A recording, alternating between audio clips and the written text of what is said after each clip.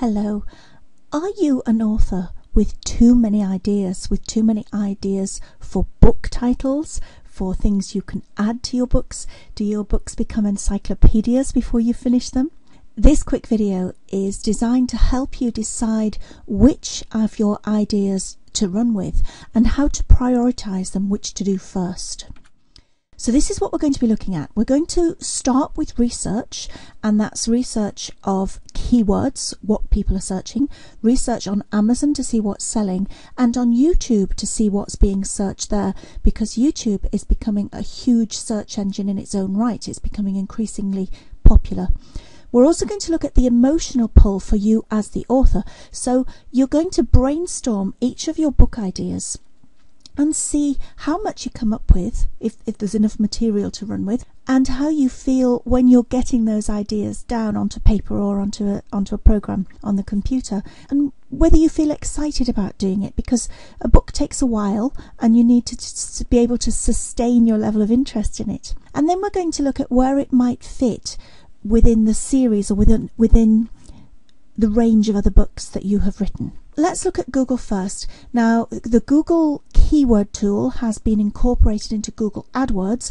It's still free, so if you go to google.com/AdWords, you can, if you've already signed up, you can go straight in, but you might need to sign up. And then you can go to Tools and Keyword Planner. And this enables you to search to see what people are searching for. So within the keyword planner, you would put your keywords or your search term. So I'm doing a spoof search for llama hairstyles, simply because I really doubt that anybody is going to be looking for that term. As you can see, there are lots of different things you can alter here. I'm going just with the United States and with English, but you could change that for your own region. And you can tell it that you only want ideas that are closely related to your search terms, and that's up to you, but I find that really helps me narrow down on the niche that I'm looking for. And as you can see, there are no searches for llama hairstyles, so I might have to rethink this book idea. As an example, I've put in the term diet, and you can see that there are a lot of searches for things like diet and combinations of keywords with the word diet. And what you want is to find that there are quite a lot of monthly searches for your keyword term. If not, then there may not be enough interest in that sort of term for you to sell as many books as you would like to. Then you need to go across to Amazon. Have a search for your term. I've expanded mine to llamas just for this example, and click on a few different books to see what's selling. If you scroll down the page of the book sales page, if you scroll down to product details, you can have a look at the Amazon bestsellers rank. And this particular book on alpacas, which is one of the family of the llama family, is selling. It's at 94,000 odd in the Kindle store. That's very significant because there are millions of books on the Kindle store. So this is definitely selling. It may not be selling quite enough. Ideally, you want it about 30,000 or better. So yes, this is selling and it is ranked. Now, it might be ranked because this is a very, very niche term, or it might be that they've just had a promotion and that's why it's ranking. And that's why it's important to do a few investigations on different books and get an average to see where these books are sitting in the ranking.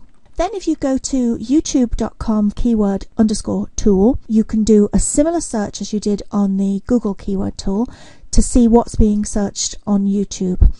YouTube is, as I said, becoming increasingly important, especially now that Google own it, because you can put your book trailer on YouTube, you can put some interviews with yourself, or perhaps you narrating your book or somebody narrating your book. And as soon as you've put that video on YouTube and hopefully filled out the description of it really, really well and got some keywords in there as well, that will be indexed by Google. And in fact, it goes live. It's indexed within about an hour. It's really impressive, so that you're getting more links coming to your book on your sales page or to your website if that's what you've put in your description. So YouTube is a really good sales platform, if nothing else, but it's a search platform as well, and you want your book to be represented on there. So if there are searches on YouTube for your keywords, that's great. That's a real bonus. So you need to go into a brainstorming session after you've done that research. And I would suggest you set a timer of a couple of minutes and spend a couple of minutes on each book idea. So jot down everything you can think of, and setting the timer is good because it makes you work fast and you get lots of ideas down. So just jot them all down, no judgment, no thinking about them, just get them down, and do that for each book idea, either with pen and paper or on the computer if you work better that way. When you've done that, go through your notes for each book and write down somewhere else, when you were thinking of the ideas for that book, which of those books ideas got you the most excited? Which really gave you the impetus to write lots down? Which one did you come up with the most ideas for? And which one did you feel the most strongly about? Because we do have different relationships with each of our books, and some of the books of mine that don't sell as many as the real bestseller ones, I actually have a stronger emotional feel towards those. And that's why we can't just go on the emotional pull and how we feel about the book emotionally, because we need to do our research first. But if the research marries up with the emotional pull, so if we know that there are lots of keyword searches on this particular topic, there are some books on Amazon or wherever that are already selling well, and we feel emotional about it and we feel we can come up with lots of ideas and that we can sustain our interest in that book for the time it takes to write it, then that's just wonderful. That's the whole thing coming together. And lastly, ideally, you need a minimum of 3 books in a particular series or genre in order to start making good money. One book on its own, unless you're J.K. Rowling, isn't going to make you lots of money. But when you have 3, you're starting to get known, each sparks sales of the others, and you're talking a reasonable income. So that's what we need to look for. So when you're coming up with your thoughts of which book to write next, it's worth bearing in mind that if you already have 2 books published in one particular genre, then working on a good idea for a 3rd is absolutely ideal. If it's a new book or a new book in a series, a new genre for you, you need to think about whether you can come up with at least 2 other ideas for books in that series, and research those ideas as well. You don't need to take too long, just do a quick bit of research to see if they are viable. And if they are, then you can run with that. So, which of your book ideas, assuming that they're all fantastic and they're all being searched and they're all selling quite well already on Amazon, you feel great about it, you feel excited, which one do you do first? The first thing is if it fits into an existing series, then that's the one to go for.